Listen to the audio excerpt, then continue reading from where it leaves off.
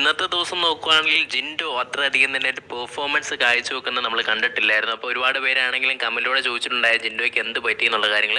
ജിൻഡോയ്ക്ക് എന്തോ തലവേദനയാണോ അറിയത്തില്ല, എന്തോ ഒരു കുഴപ്പമുണ്ട്. ബിഗ് ബോസ് എന്തായാലും മെഡിക്കൽ റൂമിലോട്ട് ജിൻഡോയെ വിളിപ്പിച്ചിട്ടുണ്ട്. പുള്ളിക്കാൻ അത്രയധികം തന്നെ ഓക്കെ അല്ല, അതുകൊണ്ടാണ് പല സമയത്തും പ്രതികരിക്കാതിരിക്കുന്നത് നമുക്ക് കാണുവാനായിട്ട് സാധിക്കുന്നത്.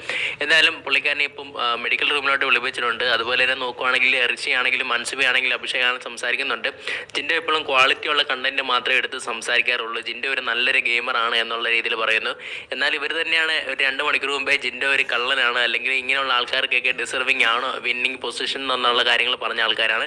ഇവർ തന്നെ കുറച്ച് കഴിഞ്ഞപ്പോഴത്തേക്ക് മാറ്റി പറഞ്ഞ് ജിൻഡോ മികച്ച രീതിയിൽ തന്നെ ഗെയിം കളിക്കുന്ന ഒരു വ്യക്തിയാണ് എന്നുള്ള രീതിയിൽ പറയുന്നു.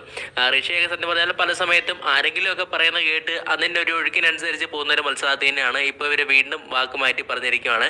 എന്തായാലും ഇങ്ങനെ കുറച്ച് കാര്യങ്ങളൊക്കെ തന്നെ ലൈവിൽ നടക്കുന്നുണ്ട്. ലൈവ് കണ്ടവരാണെങ്കിൽ അഭിപ്രായം കമൻറ്റിലൂടെ രേഖപ്പെടുത്തുക.